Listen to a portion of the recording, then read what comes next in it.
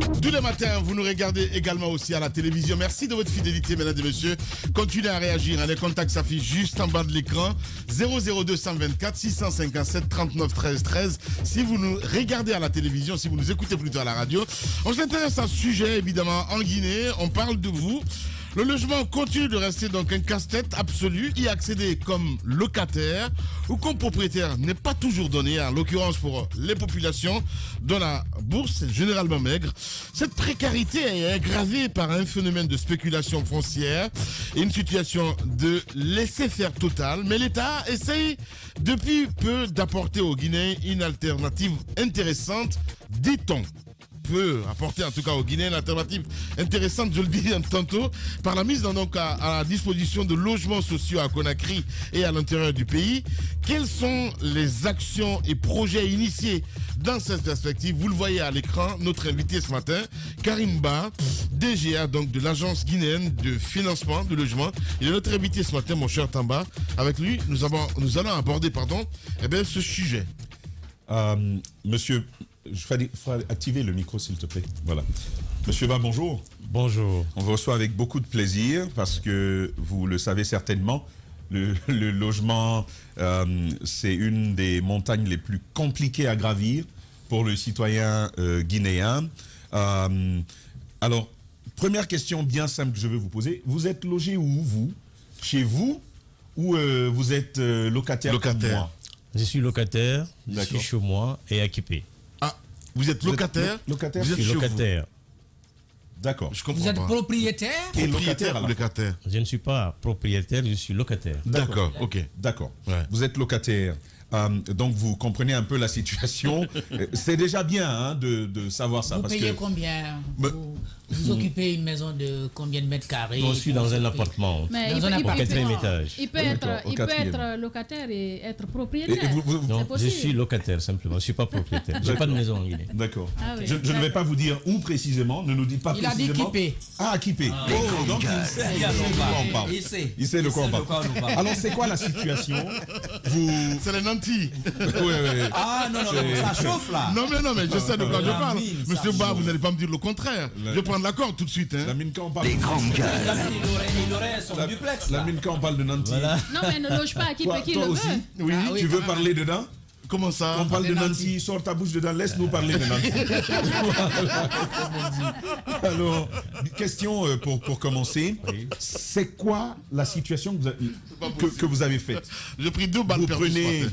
Vous prenez les rênes de l'Aguifil, vous financez le logement en Guinée, mais quelle est la situation que vous avez établie lorsque vous preniez les rênes de cette agence-là?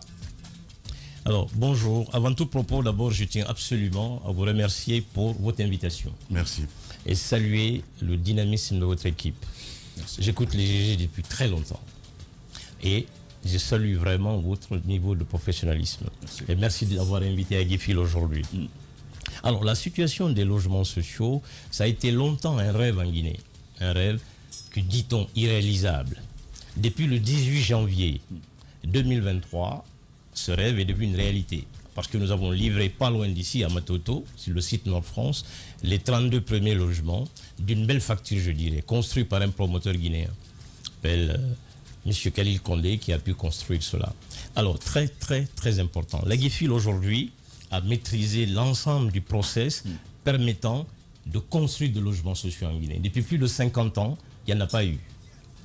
La prospection foncière, l'immatriculation de ce foncier-là, sa sécurisation, son aménagement, sa viabilisation, la conception, le financement, la construction, la livraison et aujourd'hui la création d'un syndic de copropriété pour gérer les logements sociaux, c'est une réalité en Guinée, il faut le savoir.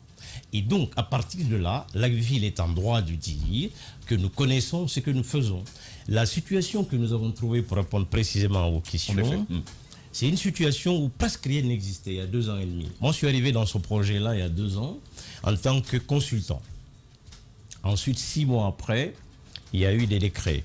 9 mois après, je suis revenu comme conseiller technique et aujourd'hui, je suis directeur général adjoint de l'Agence guinéenne pour le financement du logement. Je félicite et remercie tous ceux qui ont œuvré pour que nous soyons en face aujourd'hui. Il y a eu des difficultés, c'est clair. Ouais. Il y a eu des problèmes, c'est clair. Amener tous les acteurs liés au logement, les banquiers n'étaient pas faciles à faire bouger. Ouais. Ils sont passés de 18 à 6%. La Banque centrale, pour une fois, a accepté de refinancer les banques primaires à hauteur de 2%. Ce qui fait que les banques sont intéressées à hauteur de 4% pour venir dans ce projet-là. 18 à 6% de De taux d'intérêt 18% qui est le taux usurier que vous connaissez tous, le pour projet, dépendre des acquéreurs. le mécanisme de financement mis en place par l'État donne les logements sociaux à 6% pour les clients. C'est une première. Ensuite, la Banque centrale, sachant que les banques n'ont pas assez d'argent, a accepté, elle est indépendante, elle aurait pu dire non, a accepté de venir dans ce projet-là pour refinancer les banques à hauteur de 2%.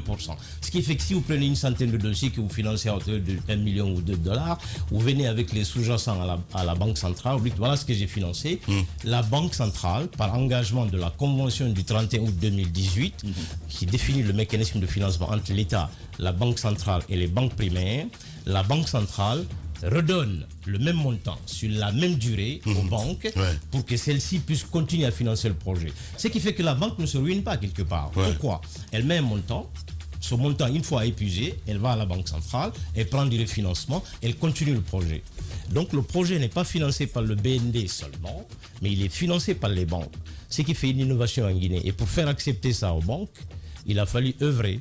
C'est là où il y a la prouesse de la mise en place de ces logements sociaux-là. Et la Guifil est la cheville ouvrière, bien sûr, de ces logements sociaux-là. Ouais, mais souvent on se croit dans un film parce que les réalités sur le terrain, monsieur Ba, sont tout autre chose, vous le savez. On peut marcher ici, aller à côté de chez vous, regarder les premiers logements. Ben non, mais les familles sont installées. mais vous n'allez, ça fait du marketing, les gars, sincèrement. Voilà, c'est juste à côté de la radio, je le sais. Très bien. Voilà, et si on va au fond, en ce qui concerne ces logements ici, vous avez des choses à nous dire. Allons-y. On va en découdre avec lui à 11h. On reviendra, mesdames et messieurs, évidemment, avec toute l'équipe pour votre plaisir. Les grandes gueules, c'est comme ça aussi que vous aimez cette émission. Le temps d'une pause, on revient. Il y a Joseph Faratiengano et à notre ami, c'est bien sûr, voilà, Ralbé Chani du côté de Paris pour les infos. C'est tout ça, nous nous arrangeons avec vos messages, ma grande Sané, rebonjour. Rebonjour Lamine et rebonjour à tous. Alors, Beaucoup de réactions ce matin. Oui, nous y allons directement avec ceci qui dit bonjour les GG, c'est Omar Kourouma. Dans une envolée humoristique sensuelle, Tamba a fait une analogie parfaite et sensible de la lutte des supposées forces vives. Ça rappelle la coalition fragile des barons du crime organisé contre l'État au Mexique, car l'ennemi était commun, mais les intérêts étaient profondément divergents entre El Chapo, Carillo, j'espère que je l'ai bien dit, Fuentes et les frères Félix. Un autre message nous dit bonjour les GG, les vrais gens, sincèrement, Alpha Condé est en train de nous traiter de menteurs puisque c'est nous qui avions dit à Mamadi qu'il est gravement malade et qu'il se calme.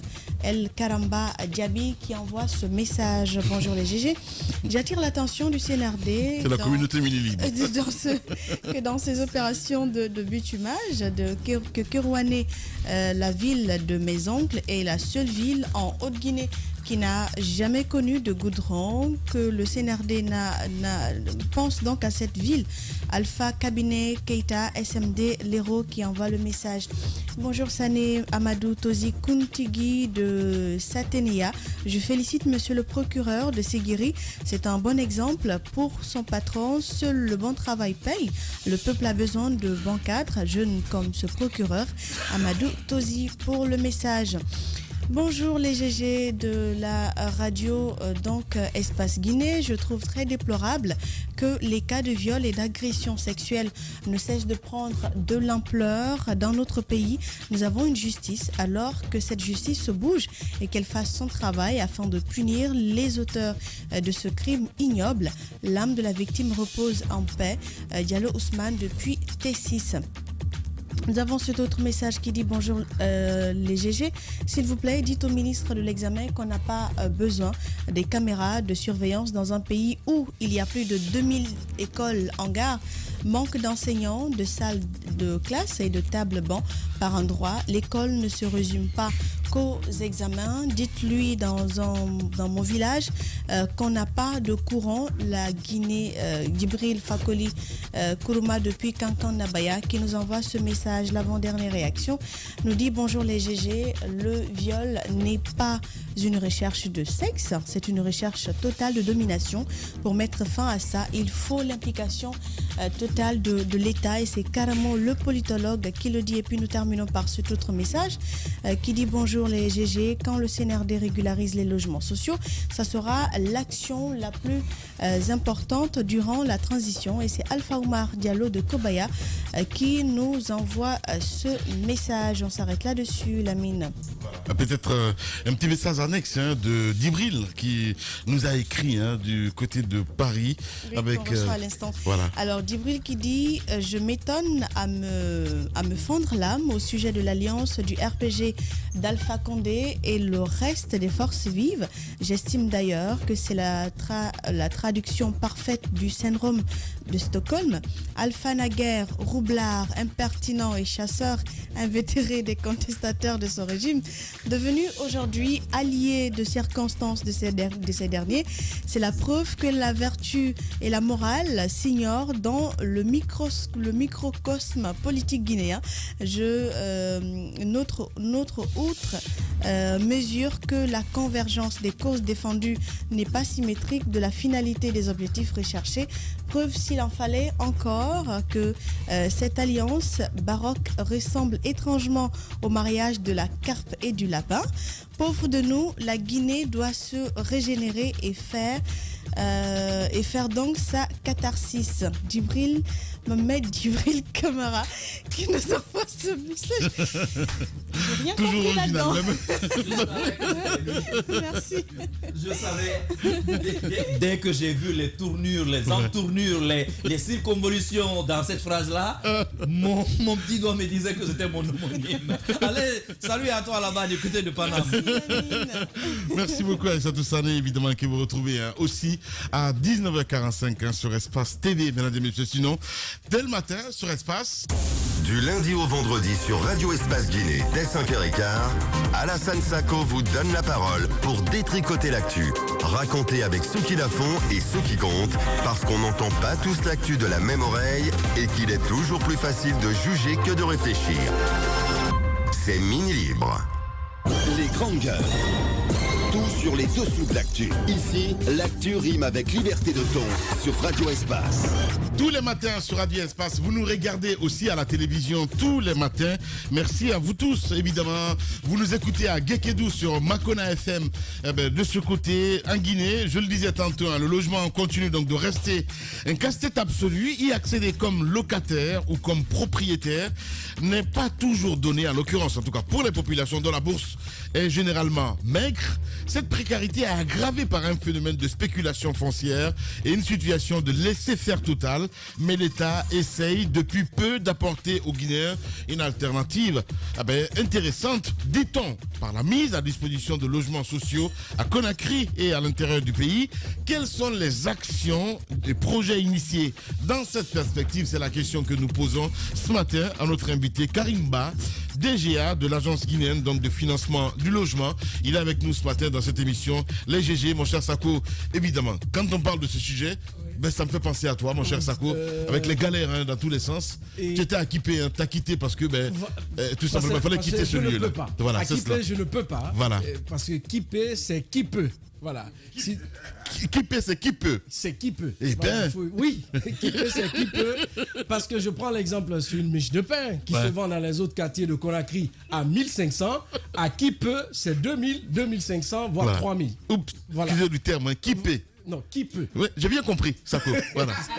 Oups. Voilà, donc là, on parle logement, cherté. D'abord, pour avoir accès, c'est difficile.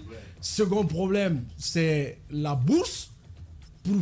Pour les appartements, j'aimerais bien l'entendre, notre invité, sur la bourse, combien il paye de l'autre côté, même si exactement il ne nous donne pas la fourchette, mais c'était de comprendre comment d'abord il a eu accès et secondo, les conditionnalités pour avoir accès à ce logement. Surtout, il faut le rappeler, à Conakry, ça dépend des quartiers. Mais je veux bien. Je veux bien, mais... Tu as posé une question, t'as pas. Oui, Lamine, mais je veux bien. Il va pouvoir y répondre, mais j'aimerais juste en rajouter une autre, parce que je posais la question des besoins, de la situation. Monsieur Ba nous parlait de financement déjà. C'est absolument un pan qu'on va aborder. Mais la situation du besoin aujourd'hui, l'état des lieux, du besoin du logement aujourd'hui en Guinée, en particulier sur le logement social. Nous sommes un peu plus de 12-13 millions, enfin j'imagine, d'habitants. 13 millions aujourd'hui. Si l'on veut en croire les estimations. Ouais. Quel est le besoin aujourd'hui en Guinée en termes de logements sociaux pour des populations qui correspondraient, qui ne pourraient pas se prendre en charge autrement. Merci beaucoup pour cette belle question. Il y a quelques années, l'État a commandité une étude pour savoir effectivement de quoi on parle et qu'est-ce qu'on a. Ouais. La Banque mondiale a fait cette étude-là, a fait un diagnostic précis. Ouais. Le déficit en logements sociaux s'élève à 1 million d'unités. Et ce million d'unités doit être résorbé sur plusieurs années, évidemment. Ouais. Mais il y a 1 million de besoins en logements sociaux pour résorber la précarité du logement. 1 million dans toute la Guinée. 1 million dans toute la Guinée. Ok. 1 million de logements sociaux. Non, mais quand vous dites 1 million, c'est important. Alors, vous avez des logements. Quand je prends par exemple, ce qu'on parlera tout à l'heure des projets, de ce que vous avez fait à côté. Les grandes gueules. Des logements de 2 chambres. Donc si vous dites 1 million, est-ce que c'est il n'y a pas de catégorisation, toutes les catégories confondues, ou comment est-ce que vous projetez ça, 1 million de logements sociaux? Alors, l'étude de la Banque mondiale dit clairement que le besoin de logements en Guinée, les logements sociaux, c'est aux alentours de 1 million de logements. Et la GIFIL a été créée pour résorber ce déficit-là. 1 million de logements à résorber sur plusieurs années. Ouais. Alors je pose la question. Ça s'adresse à toutes les couches sociales du pays. Il y a des logements sociaux, il y a des logements dits économiques et il y a des logements de standing. Parce que je voudrais poser la question sociale, autrement sur les 1 million et pour comprendre évidemment comment on a imaginé ou bien comment on est arrivé à ce niveau. Est-ce que ce sont des citoyens qu'on estime ne pas avoir la possibilité de se construire une maison qui représente ces 1 million, ou alors des fonctionnaires comme c'est le cas présentement, puisque pour le moment ça concerne les fonctionnaires pour l'instant. Les enseignants surtout. Hein. Un logement décent. On est bien sur les besoins, Mara. Oui, un logement décent par définition, c'est un logement qui a les conditions minimales de vie, c'est-à-dire l'eau, l'électricité et l'assainissement. Avant, en fonction de ce que vous aviez, vous pouviez construire votre logement. Vous faites le soubassement, le mur, ensuite la toiture, en fonction de vos besoins. Ouais. Et vous pensez à l'eau, à l'électricité, à l'assainissement après. Ce qui change avec Agifil, une des raisons d'existence de Agifil, en collaboration avec ONU Habitat, c'est de construire des logements décents. Et ces logements dits décents, comportant l'eau, l'électricité et l'assainissement, sont au nombre de 1 million comme déficit. Au fur et à mesure que nous allons déployer le projet, tout le monde va avoir un logement dit décent. Pourquoi? Parce que simplement les banques, pour une fois, ont accepté de financer. La Banque centrale a accepté de le financer. L'État a donné ce qu'il avait, c'est-à-dire le foncier, et l'État a renoncé sur plusieurs de ses recettes fiscales et douanières pour rendre ce logement accessible. La plupart du temps, nous payons tous 2 millions, 2 millions 500 en moyenne. Ce qui change avec Agifil les logements sociaux, c'est que vous pouvez avoir un logement pour la moitié de votre loyer. C'est-à-dire, à partir de 1 million et quelques, vous êtes propriétaire, en pleine propriété. Un peu les HLM, vous n'êtes pas en location-vente, vous n'êtes pas en HLM, vous êtes en pleine propriété, parce qu'il y a des villas qui sont prévues dans ce programme-là. Les F3 sont de 80 mètres carrés, 2 chambres, salon et commodité. Les F4 sont de 95 mètres carrés, 3 chambres et commodité. La formation sociologique de notre pays, la famille est entre 5 à 6 personnes. Ce qui fait que on prévoira plus large, mais pour que les gens puissent aujourd'hui avoir un logement, on a pensé aux 80 mètres carrés et aux 95, parce qu'il faut penser à l'accessibilité, au niveau de revenus des gens. Donc le besoin 1 million, ça concerne qui? Tout le monde, qui finance les banques primaires, qui accompagne la Banque centrale. Qu'est-ce que fait l'État en tant que moteur? C'est d'apporter le foncier, d'apporter comment dirais-je, les recettes fiscales et douanières que l'État ne perçoit pas pour ce projet-là. Et surtout, apporter l'aménagement et la viabilisation, ce qui permet au prix de baisser suffisamment à être aux alentours de 200 millions pour un F3 et 250 millions pour un F4. Là, vous venez de commencer, Jacques, si tu permets, vous parlez des logements qui viennent de finir juste à côté de la radio ici. Oui. Là, vous êtes à combien? Ce premier projet va sur combien de logements? Alors ici, il est prévu 579 logements pour être précis, dans lesquels nous avons livré les 32 premiers logements. Là-dedans, il y a des logements dits sociaux à 262 $ le mètre carré. Il y a des logements dits économiques et des logements dits standing, où le prix variera légèrement pour assurer la mixité sociale, permettre à toutes les couches sociales d'être au même endroit, que nos enfants puissent aller à l'école ensemble sans se poser la question combien mes parents gagnent. Ça, c'est une des missions de la GIFIL. Donc, il y a tous les Guinéens qui peuvent accéder à ces logements-là. 579 pour être précis, madame. On arrive les 32 premiers, on déploie. Alors, c'est intéressant. Combien de temps? Alors, la période. Une construction normale en promotion immobilière dure en général 12 à 18 mois. Mais là, si on prend en compte les intempéries en Guinée, nous, on a sorti ce projet-là en 13 mois. Nous avons livré les 32 premiers logements. Même si ça a été le plus important, ça c'est un autre débat. C'était pas la quantité, c'était la maîtrise du process, pour une fois. Maintenant, nous allons déployer ça en masse. Nous allons déployer ça avec d'autres promoteurs que nous allons inscrire en 2023 pour que ça puisse être produit en quantité. Justement, à ce niveau, avant de parler des modes de financement, vous avez combien de projets là-dessus? Parce que nous voyons quand même qu'il y a pas mal de promoteurs à la fois aujourd'hui qui sont intéressés par les projets avec l'État. Il y en a qui évoluent à titre privé. Vous êtes sur combien de projets et combien de sites? Alors, le nombre sur le besoin avant, j'avais la préoccupation de parce que il y a cette grande focalisation sur Conakry. On sait que le plus important des populations, on en vient justement parlant des sites. En fait, je parle du besoin, moi.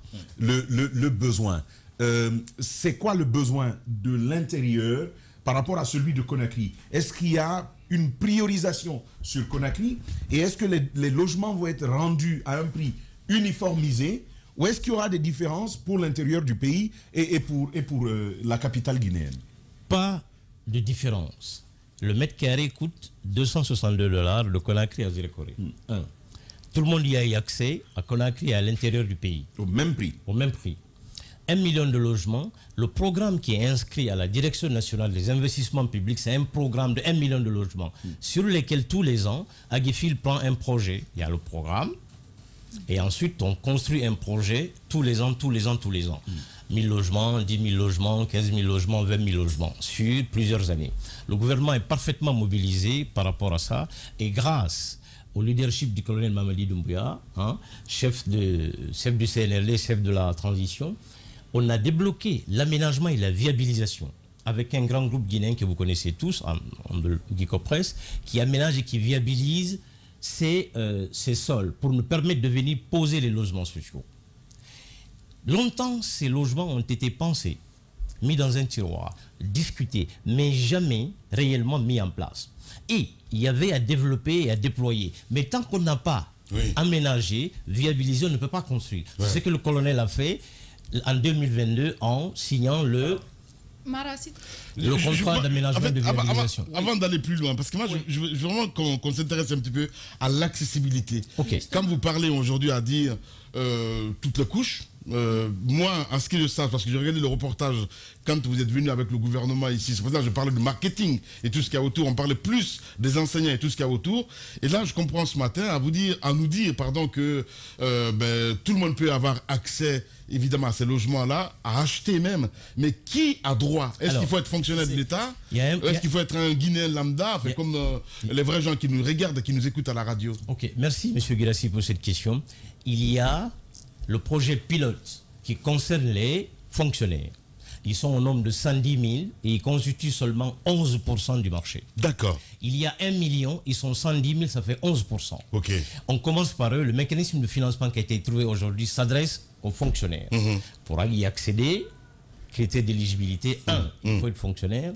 2, il faut que votre dossier soit accepté par une banque. La GIFIL s'emploie à étudier votre dossier avant de l'envoyer dans une banque. Mais pour expliquer le process, pour que nos consultants puissent bien comprendre, permettez-moi de... C'est pas tout le monde qui a accès. Permettez-moi de... Sur le 11%. J'arrive. On parle de projet pilote. Ok. le marché du privé, le marché de la diaspora et le marché de l'informel qui est important, c'est en étude et nous les lancerons avant fin 2023. D'accord. Tout le monde y a accès à ces logements-là. Mais la phase pilote concerne les logements sociaux et ça concerne les fonctionnaires. Et dans ces logements sociaux également, il y a quelques ministères prioritaires, à savoir les forces de défense et de sécurité qui nous défendent tous les jours au péril de leur vie, c'est logique. Les enseignants qui enseignent nos enfants et qui s'occupent d'eux quand nous allons au travail sont dans ces ministères prioritaires, les 3 ministères de l'enseignement. Et ensuite, quand on est malade, on va à la santé et la santé s'occupe de nous. Donc, on a pensé que ces ministères-là, les 6 ministères-là sont prioritaires. Ensuite, cela a élargi naturellement à l'ensemble de tous les fonctionnaires pour y accéder. Donc le projet, pour répondre à votre question, concerne tous les Guinéens, et à Conakry, et à l'intérieur du pays. Mais évidemment, il y a plus de monde mobilisé dans la ville de Conakry que dans toutes les capitales régionales. Donc pour l'instant, Conakry est prioritaire, hein, si je comprends ce n'est très pas bien. prioritaire, mais pour l'instant, on déploie le projet. C'est Conakry qui accueille le projet pilote. Alors, vous avez dit tout à l'heure...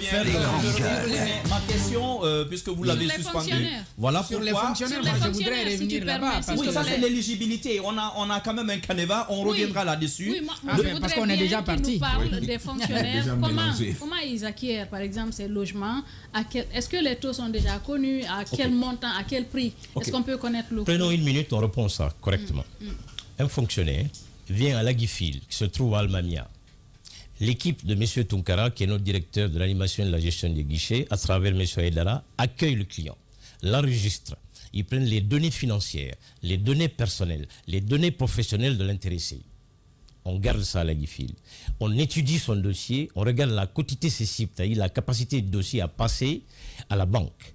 Ensuite, ce dossier, il est transmis à M. Ismaël Yula, qui est le directeur de l'écosystème financier, qui fait son tamis financier, qui étudie le dossier en profondeur. Et quand il finit, il transmet ce dossier-là à la banque, avec qui nous sommes partenaires. Aujourd'hui, pour ne pas les citer, on a Vista, on a Ecobank, avec qui nous avons signé des conventions. Dans le cadre de la convention du 31 août 2018, d'accord ? Ces banques-là ont signé des conventions avec nous pour financer donc c'est pas le toutes projet. les banques. C'est toutes les banques, mais c'est les premières qui sont arrivées dans les détails. Ils sont passés de 18 à 6%. Les gens accèdent à ces logements-là avec un crédit hypothécaire au taux de 6%. Ensuite, une fois que le projet est prêt chez nous, le client est préparé, la demande est financée, le projet est déployé avec 13 promoteurs actuellement inscrits.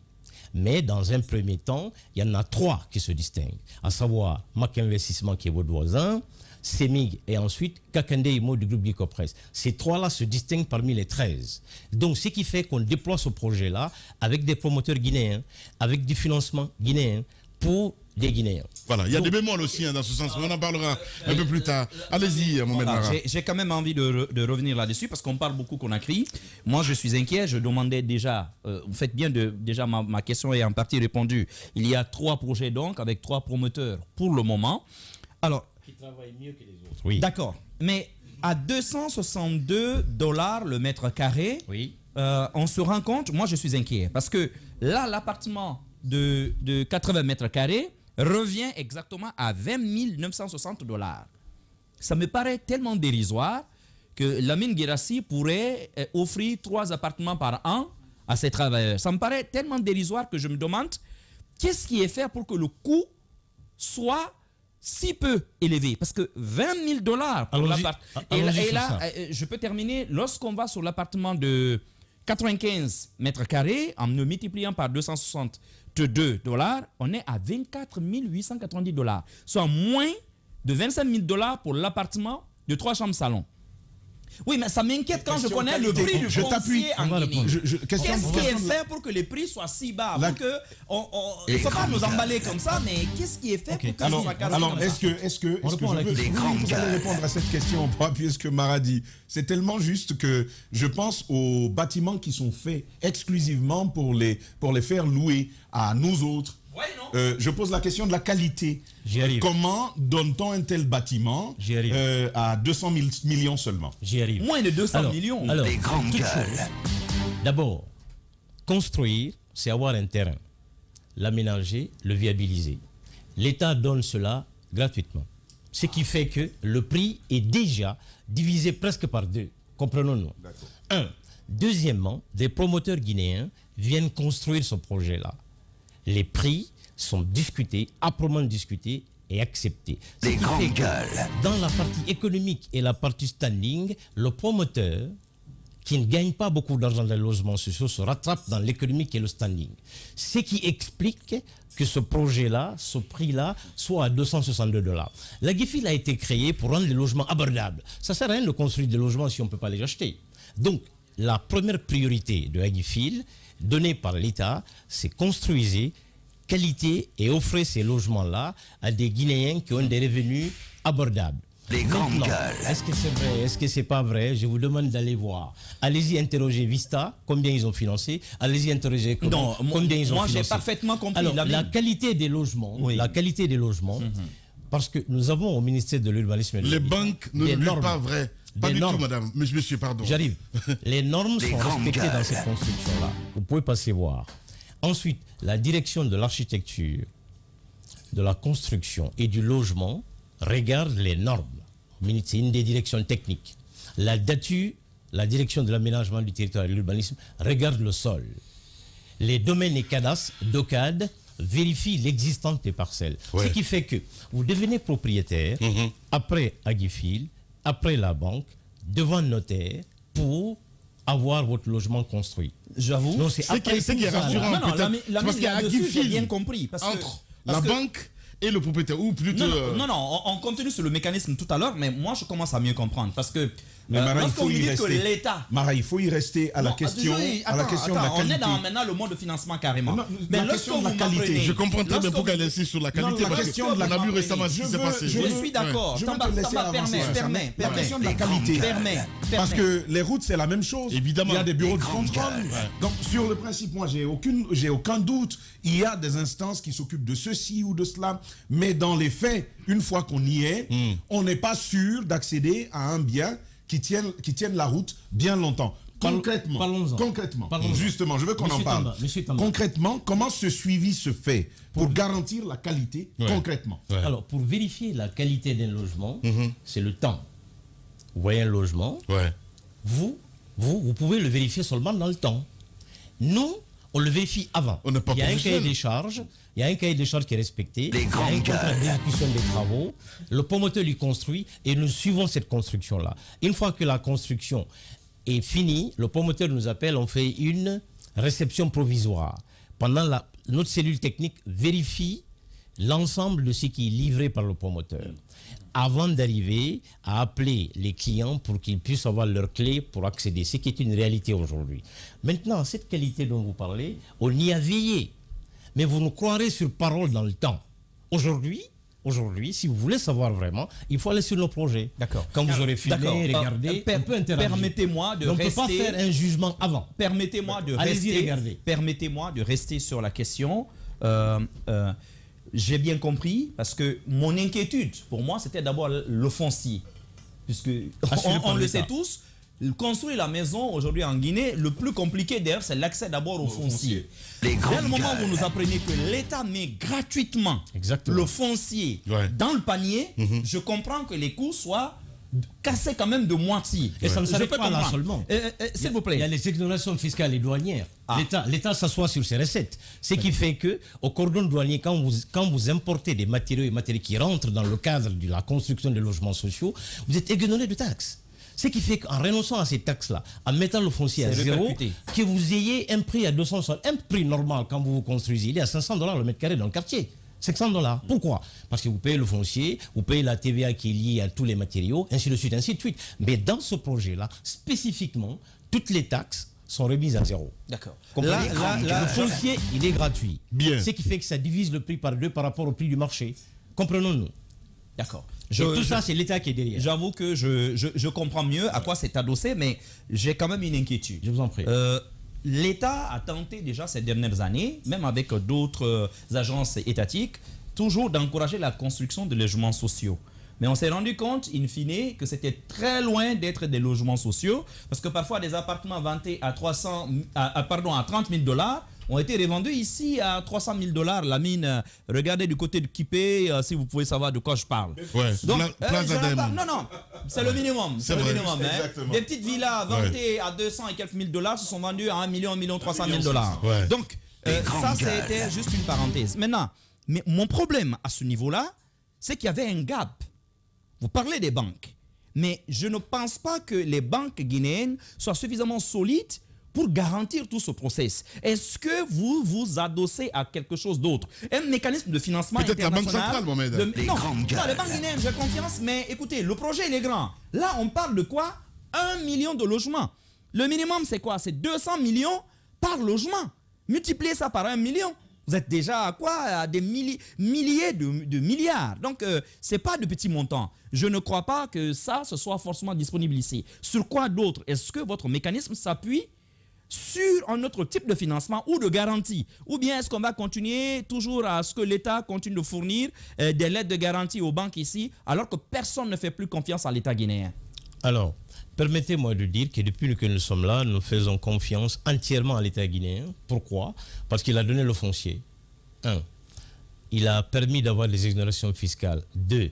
Troisièmement, la Banque centrale accompagne ce projet-là à hauteur d'un refinancement de 2% pour les banques. Quand vous dites que les banques n'ont pas d'argent, quand vous venez demander 20 000 $, on regarde vos revenus, on vous prête de l'argent. Et contre ça, vous payez 1 million, 1 million 500 ou 2 millions en fonction de votre revenu.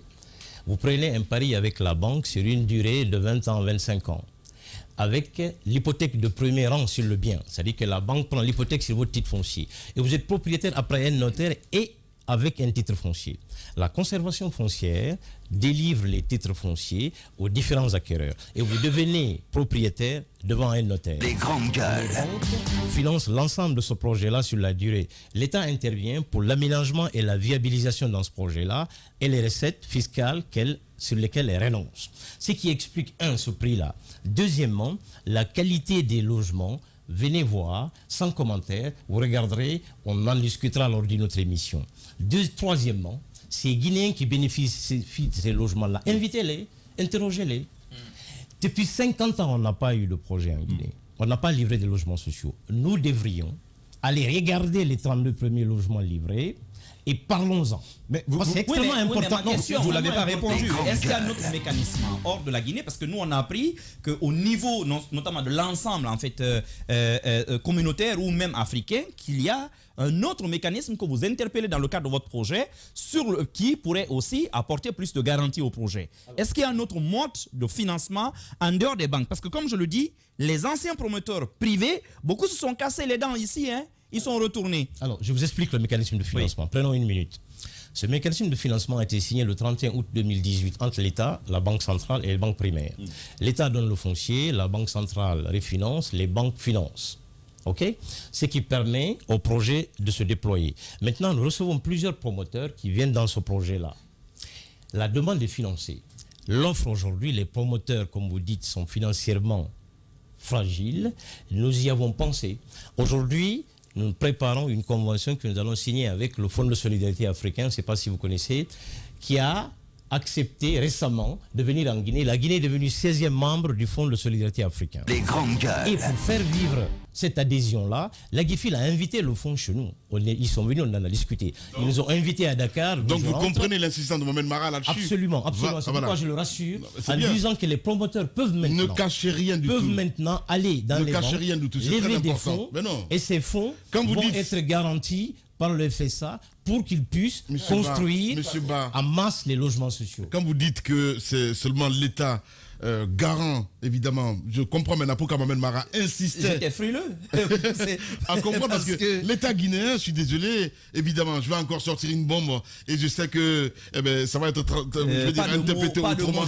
Non, mais non. Voilà. Non, l'État n'achète pas les biens pour les gens. Ce sont les gens qui payent leurs biens. Je comprends. Et en même temps, c'est responsable. L'État donne le Vous nous rassurez, mais sauf que l'État donne le avec foncier. le passif, les gens n'ont plus confiance. L'État aménage, l'État viabilise, l'État renonce à l'État. C'est que fait l'État. L'État s'arrête là. Maintenant, derrière, on a le soutien institutionnel pour que ça marche. Mais ce sont les banques qui financent le projet. Ce sont les promoteurs qui constituent. Et quelles sont les garanties aujourd'hui? Et il s'adosse sur combien en termes de capital? Non, grosso modo, il y a 15 États dont la Guinée participe aujourd'hui comme 16e membre, qui cotise à ce fonds. Et derrière ce fonds-là également, aujourd'hui, nous allons interagir avec le FAGAS bientôt, qui est encore plus important que le FSA. Voilà, Karim Ba, DGA donc de l'Agence guinéenne de financement du logement. Il est notre invité ce matin chez les GG. Voilà, en fait, moi ça m'intéresse, et sachez que si vous êtes invité ce matin, c'est parce que c'est un sujet intéressant pour lequel les Guinéens attendent des réponses. Absolument. Il y a un vieux fonctionnaire, certainement. Ils s'en sont pas mal, hein? Oui, il y a un vieux... Oui. On sent qu'il ne se cherche pas. Il maîtrise ça. Il ne se cherche pas. C'est plutôt rare pour un peu passage ici. Vous savez, il y avait une de ces dames à ma gauche, docteur, hein, il y avait climatisation, nous-mêmes on avait froid, mais elle suait.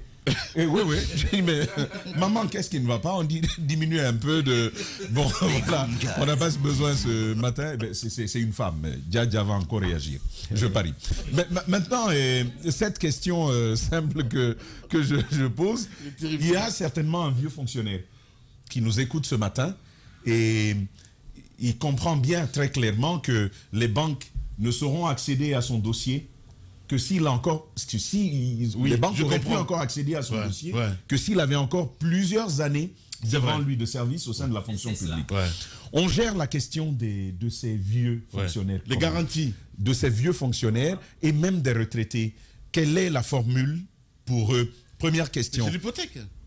La deuxième question que je pose, le fonctionnaire n'est pas plus guinéen que la vendeuse de mangue ou de feuilles à Matoto, qui n'a aucune situation bancaire précise, il n'y a aucune garantie de revenus permanente sur elle. Comment vous comptez gérer ces gens-là? Les vrais gens, comme la les vrais gens. Et ajouter la diaspora qui a un besoin assez particulier. Vous savez, eux, c'est vraiment pas le social. Oui, la diaspora, vous savez...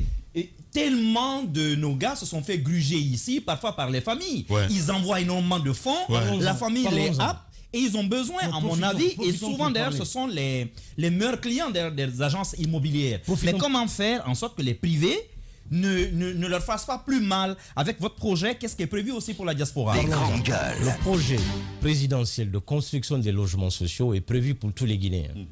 Les fonctionnaires, le privé, la diaspora et l'informel. D'abord, la phase pilote concerne les fonctionnaires. Ils sont au nombre de 110 000, ça fait 11%. Deuxièmement, le vieux fonctionnaire, ou je dirais le fonctionnaire qui a plus d'expérience, lui, il arrive en fin de carrière.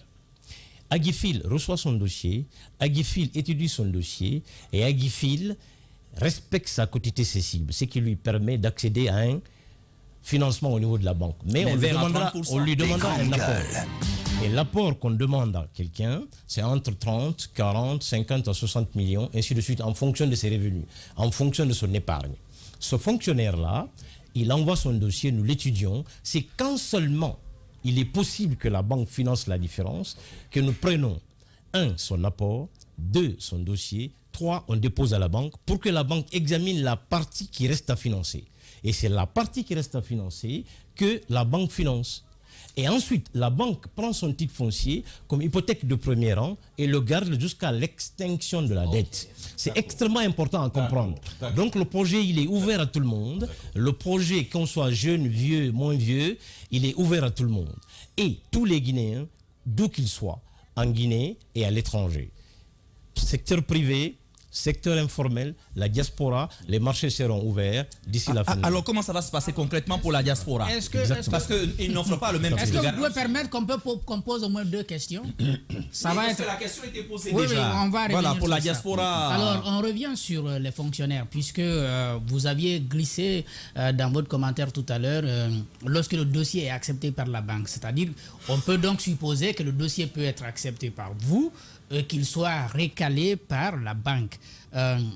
Quel type de dossier peut être accepté par la banque? Qu'est-ce que la banque regarde? Je vais enchaîner, monsieur, parce que ça fait longtemps que j'ai demandé la parole. Sur les premiers logements livrés aujourd'hui, ce qui peut-être peut dire que ça marche bien, combien sont déjà occupés? Est-ce que les 32, par exemple, d'à côté sont tous occupés par les fonctionnaires? ou alors ce n'est pas encore le cas, et quelles sont les informations, quel retour vous avez? Et la troisième, qui va être la dernière, c'est sur les projets. Vous nous disiez tout à l'heure qu'en plus du site de Matoto, il y a le site de Symphonia. Qu'est-ce qui est prévu à Symphonia? C'est encore pour les fonctionnaires? À l'intérieur du pays, encore pour les fonctionnaires? J'ai envie de comprendre la nature de ces projets-là. Et peut-être comment ces clients-là, ceux qui ont pu accéder maintenant là, quels sont les critères de choix? Comment avez-vous fait? Ok, très bien. Donc ça fait une série de questions qu'on va prendre le temps de répondre. D'abord, le projet est déployé actuellement sur 6 sites. Symphonia, Matoto, Frigiabe à Kindia, Sere à Mamou, Karfamori à Kankan et Komu à Zerekore. Le projet est sur 64 hectares pour le moment. Nous sommes en train de déployer le projet sur 64 hectares, ce qui va donner les 1662 premiers logements donnés comme objectif par les autorités de la transition. Ensuite, pour qu'un dossier aille à la banque, il y a la notion de quotité cessible. La quotité cessible, c'est le tiers de ce que vous avez comme revenu qui doit rentrer en amortissement pour le bien. Parce que les 2 tiers restent pour la vie. Donc si un dossier n'est pas dans ces conditions-là, il ne part pas à la banque. Deuxièmement, les 32 logements qui ont été livrés à Matoto, 32 familles vont occuper les logements. Au fur et à mesure que les clients passent chez le notaire... Combien de logements sont aujourd'hui occupés? Il n'y a aucun pour l'instant. Tous les 32 sont vendus. Les grandes gueules. Les banques financent les 32 logements, Vista et Ecobank. Les clients sont en train de s'installer, chacun en fonction de ses réalités personnelles. Mais aujourd'hui, à date, pour être sûr de ça, partez regarder. Les 32 familles doivent s'installer et elles ont commencé à s'installer. D'accord. Deuxièmement, à Symphonia Lac, il y a plusieurs promoteurs qui sont installés. Semig doit livrer une dizaine de villas, je vous l'annonce, pour avril-mai. On doit livrer 10 villas. Et ces villas-là, vous allez aussi passer, regarder ce que c'est, et on en reparlera. Le groupe Gicopress, avec sa filiale immobilière Kakandemo, doit livrer 140 logements à Symphonia Lac. Peut-être d'ici la fin de l'année ou un peu plus. Nous faisons tout pour que cela soit avant la fin de l'année. Si on y arrive, ça serait bien. Ainsi de suite, ainsi de suite. À Kindia, à Mamou, à Mamou, Kankan et Zerekore, il y a une implantation d'une trentaine de villas sur les 3 villes. Et au fur et à mesure, nous allons livrer les logements tous les semestres, ensuite tous les trimestres et après tous les mois. Notre mission, c'est d'abord de comprendre le process. La prospection foncière, l'immatriculation, la sécurisation de ce foncier-là pour éviter que n'importe qui vienne s'y installer la revendication foncière, l'aménagement de ce foncier-là et sa viabilisation. La validation de la conception des logements pour parler de qualité, ensuite leur financement, que ça passe à la banque et des banques adhèrent à ce financement-là sur convention. Ensuite, la phase de construction qui dure 12 à 18 mois, la réception provisoire de ces logements-là pour regarder si les normes ont été respectées, et ensuite l'installation des clients dans ces logements-là. Et la GFIL ne s'arrête pas là.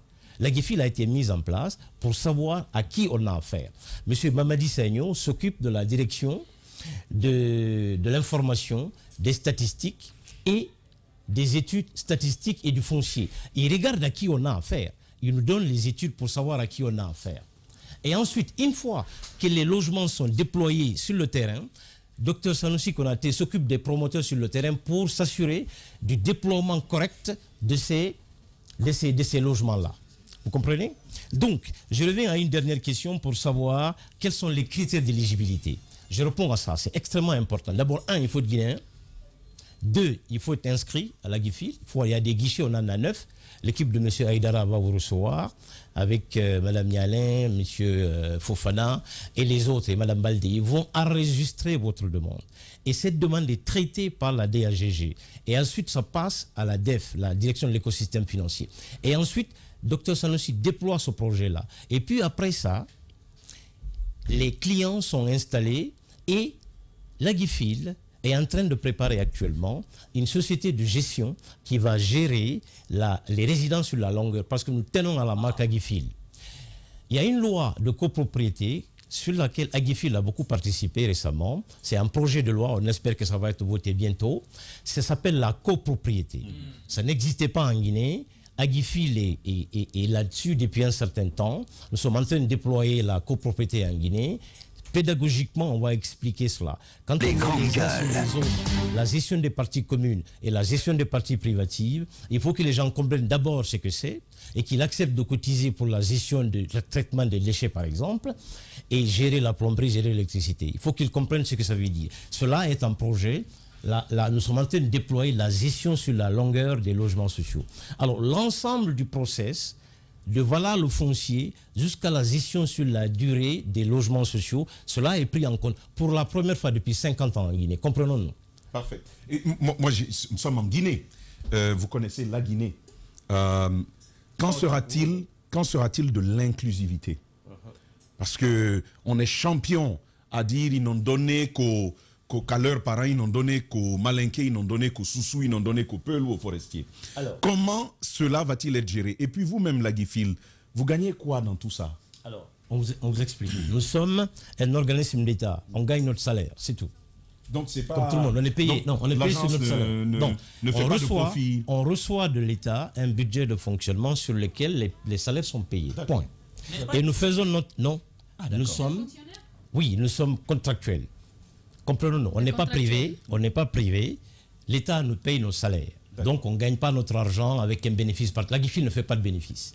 La Guifil a été mise en place pour déployer les projets. Ce qui va être la grande différence avec le secteur privé dont vous avez fait allusion tout à l'heure. C'est le gouvernement de M. Bernard Gomou, à travers notre ministre, M. Ibrahim Assori Bangoura, le colonel, qui veille à ça, qui nous gère tous les jours. M. Aboubakar Kourma, secrétaire général de notre ministère, et le chef de cabinet, M. Bangoura, sont des gens qui travaillent tous les jours grandes gueules pour que les logements sociaux existent. Bien. Donc ces logements sociaux, c'est pour tout le monde. Ouais. Tout le monde y a eu droit. Et l'inclusivité dont parle monsieur est un facteur très important. Nous avons pensé même à la location-vente, aux gens qui n'auront pas de crédit à la banque. Comprenons-nous, tout le monde ne va pas l'avoir. Évidemment. Maintenant, la Guifil va donner des logements sociaux à des conditions hors banque. Et ça aussi, c'est en préparation sur la Guifil. On a été mis en place pour que nous puissions réfléchir. Notre valeur ajoutée, c'est de répondre à la question. La question, c'est quoi? Loger les Guinéens au meilleur prix abordable. La Guifil, tous les jours, tous les matins, tous les soirs, sous l'égide de Mme Moya Kondé, qui est notre directrice. Bien. Voilà, dernière question, mais on est pris par le temps, malheureusement. J'ai une dernière question, Lamine. Comment s'assurer que ceux qui ont beaucoup d'argent ne viendront pas s'acheter plusieurs appartements pour les remettre sur le marché ou pour procéder à une sous-location, ce qui va maintenir à nouveau le même cercle infernal pour les gens. Parce que dans le privé, les vendeurs de sommeil, dans le privé, on y assiste déjà. Les gens construisent, ils viennent, ils achètent beaucoup et le remettent sur le marché. Il y a des conditions qu'on appelle anti-spéculatives. Quand vous avez un logement social, vous êtes obligé de l'avoir pendant 10 ans. C'est votre résidence principale. Vous êtes là-bas en pleine propriété, deuxièmement. Et troisièmement, vous n'avez pas le droit de le louer avant 10 ans et de faire quoi que ce soit là-dessus. Avant 10 ans. Bien. Et vous n'avez pas le droit d'avoir 2 logements. Et ce sont les premiers venus qui sont les premiers servis. Mais vous n'êtes pas des gendarmes, comment vous allez faire pour contrôler tout ça? Les premiers venus seront les premiers servis. Voilà. Monsieur Ba était notre invité ce matin, mesdames et messieurs, chez le GG. Dans un instant, le mur du jour. Radio Espace, Espace TV, les GG, le mur du jour. Le mur du jour, Aïssa Toussani nous a rejoint dans ce studio, évidemment, mesdames et messieurs. Moussa Yoro qui est en train de... Oui. Ben voilà, ben je le fais aussi comme ça. Hein. Mur du jour, ma grande Sané, rebonjour. Bonjour Lamine, rebonjour et rebonjour à tous. Voilà. Alors, le mur du jour, on a récolté 6. Ouais. Et il a eu 6 voix. Il s'agit de Mohamed Mara. Voilà. Il a eu 6. Ouais. Il a suivi. C'est le journaliste anti-alpha. Je sais pas, moi je tiens compte des votes. Tu as parlé beaucoup plus que tout. C'est le mur du jour, c'est tout. Mais pourquoi il est le mur du jour? Il est suivi d'Alassane Sako avec 5 murs et de Tamba avec 3. Lamine, ce sont les gens de Pita qui m'ont fait ça. Croyez-moi, c'est les gens de Pita. Et c'est bien fait. Les boulangers de Pita, c'est eux qui ont voté contre moi. Demain, je remets ça demain et ceux de Télémé vont suivre demain. Donc on gagne, on verra demain. Quant à moi, il ne fallait pas s'attaquer à Sigiri. Ouais. Peut-être. Ouais. Allez, vous restez avec nous sur Espace. Radio Espace, les grandes gueules, les conseils des grandes gueules. Évidemment, mesdames et messieurs, comme tous les matins dans cette émission, hier on parlait de mines, mon cher Tamba. Qu'est-ce qui s'est-il passé? Oui, le ministre fuit. Non, il fuit pas. Ah, bah, si, je suis désolé. Hier, on a essayé de l'avoir, justement, mais il était tout premièrement en conseil de cabinet. C'est une entreprise qu'on va rééditer ce matin parce que les Guinéens ont besoin de savoir sur le Simandou, cette société de cogestion de la compagnie du Transguinéen. On a besoin d'avoir plus d'éclairage là-dessus. Il y a des questions à se poser, des interpellations à faire pour éviter que l'expérience de la Basse-Côte sur l'exploitation minière ne se réédite de ce côté. Parce qu'il faut quand même rappeler qu'il y a pas mal d'enjeux autour de cette mine de fer qui va s'ouvrir bientôt. Ce sont d'abord des enjeux écologiques et environnementaux qui se posent là-bas. Il y a des questions, des enjeux sécuritaires qui vont s'y greffer. Tout bonnement, quand vous connaissez l'histoire de la forêt avec les groupes armés qu'on a pu avoir par le passé, et on en veut encore pour preuve les violences communautaires qu'on enregistre là-bas et la violence des affrontements, justement, il y a pas mal d'enjeux à prendre en compte. C'est bien qu'on ait un répondant du côté du ministère des Mines. Et en terminant dessus, la mine, on a parlé de ces caniveaux, le curage des caniveaux. Jusque-là, ça n'a pas encore démarré. On devait aborder le sujet ce matin, mais ce n'est que partie remise. Demain, nous y reviendrons. On a des choses à rendre aux Guinéens. Ce sera demain. Voilà, du côté du ministère du Travail, mon cher Sakou, le recensement biométrique des agents de l'État, un pré-enrôlement a été lancé hier. Voilà, justement, il n'y a que des messages qu'on continue de recevoir. Il y a une plateforme qui a été créée. Sauf que cette plateforme ne marche pas. Eh ben voilà. Voilà, donc il y a des préalables. Je vois des pubs sur Twitter, entre autres. Il y a quelqu'un qui est vraiment actif là-dessus. Ça ne marche pas. Ça ne marche pas, la plateforme. Mais en même temps, on demande à ces fonctionnaires d'avoir des cartes d'identité biométrique. Ce qui n'est pas encore... Il y a une lenteur de ce côté-ci. Parce que là aussi, préalablement, il faut avoir un extrait de naissance biométrique. Cela veut dire que des décisions sont prises. Et les fonctionnaires ont jusqu'au mois de juillet pour procéder à ce... Ça n'a pas été bien pensé. Un pays où on est à plus de 70% au chômage, quand tu crées une telle plateforme, il faut également créer une agence qui va gérer les flux qui interviennent là-dessus. Pas mal de demandes il y a, mais comment ça se traite concrètement? Il faut la mine du personnel, il faut de la méthode, il faut un mécanisme et des process clairs pour savoir, lorsque les dossiers sont reçus, ils sont traités de cette façon-là, et puis plus loin, voici les résultats qu'on en fait. C'est tellement prégnant que même EDG a coupé son courant. Oui, mais en même temps, la mine, combien de fonctionnaires ont des mails aujourd'hui? C'est vrai. Quand on prend ceux de l'intérieur du pays... Tu ne vas pas refaire ça encore. Robin nous manque dans ce studio ce matin. Parce que non, mais c'est vrai. On demande combien ont des mails, ou même à Conakry. Commence par vérifier d'abord combien de préfets savent se servir simplement d'un laptop. Commençons par Bokeh d'ailleurs. Oui, Conakry, prenez Conakry. Faites un tour dans les départements ministériels. Vous verrez, il y a des logistiques, il y a les ordinateurs devant les responsables. Mais ils sont à l'ère du dactylo encore. C'est très compliqué. Hein. On parle de vrais gens dans cette émission ce matin, mon cher Sakou. On reste avec vous, Madame Yoro. Ça peut vous intéresser. Je ne suis pas en train de faire une ségrégation là-dessus. Un denrée alimentaire pour 3 mois. La ministre du Commerce a interdit donc l'exportation de certains denrées tels que le piment, entre autres, Madame Yoro. On parle de sec aussi, et de frais, de gombo. Et puis, mais il n'y a pas d'effet aujourd'hui en fait. Parce que ce matin, j'écoutais.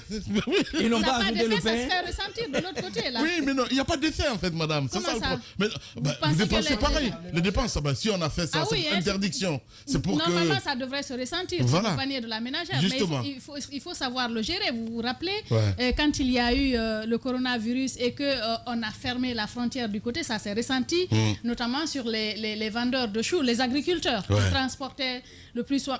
Normalement, je pense que ça devrait se ressentir sur le panier de la ménagère parce que si ça ne sort pas, officiellement, peut-être que ça sort officieusement. Ça sort officieusement parce que si ça ne se ressent pas, ça veut dire que ça continue à sortir. Sinon, il devrait y en avoir sur le marché en abondance. Vous savez, un tas de... Allez, tu peux prendre le micro, ça, t'as pas le micro-cravate, hein. Voilà. Il reste à savoir, moi je me suis promené un peu au marché de Anco 5 de la cité pour savoir un peu le prix d'un tas de piments de 6 gousses, par exemple, qui se vendait hier à 2000 francs. Aujourd'hui, on est aux alentours de 5000. Et pour un pot voilà, du ramadan, il y a ça aussi. Mais pourquoi toutes ces mesures à l'approche? L'économie, c'est avant tout cyclique. Évidemment, c'est ce qu'on dit, hein, mon cher Sako, parce que ce matin, tu disais qu'il y avait des importations du côté du Sénégal, hein, c'est bien cela? Ben oui, on importe le piment Tyson, et même Tyson, je vais vous toutes les couleurs. Non, Lamine, ce qui est plus grave, je vais vous dire, Nzérékoré, Massanta, Lamine, la forêt, je vous dis, qui commande du piment de la Côte d'Ivoire. Du piment. J'ai été, quand mon dernier séjour à Guékédou... Quelqu'un qui importe les produits maraîchers. Non, mais carrément de la forêt. Hein. Ils ne savent pas que la forêt aussi importe. Alors finalement, Lamine, mon dernier séjour à Guékédou, j'ai été dans un petit village. Vous savez, la viande qui est revendue là-bas, c'est la viande du poulet surgelé. Il n'y a pas de poulets locaux parce qu'on en a cherché, on a souffert pour en trouver et après on nous a proposé des pilons de poulets surgelés importés du Brésil pour vous dire à quel point c'est grave. Et je vais au marché dans le centre urbain donc de Guékédou, au grand marché, on cherchait des tubercules de manioc.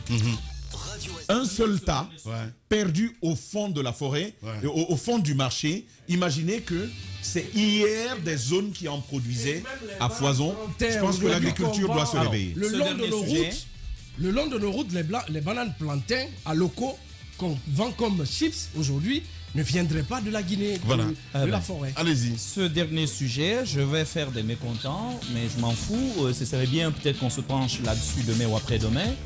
Lamine, comment est organisé le monde des cambistes en Guinée?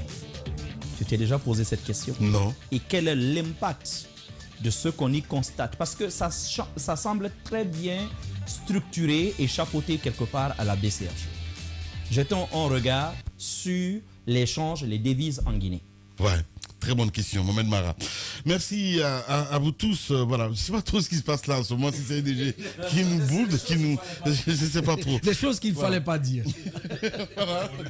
Assez compliqué. Allez, merci à vous tous, mesdames et messieurs. À 15h, c'est Kernouma Duba qui vous allez retrouver avec votre émission Les Informés sur Radio Espace Guinée. Et puis, sinon, qu'est dire, hein, demain, on va se retrouver avec le même plaisir. Prenez soin de vous. Au revoir.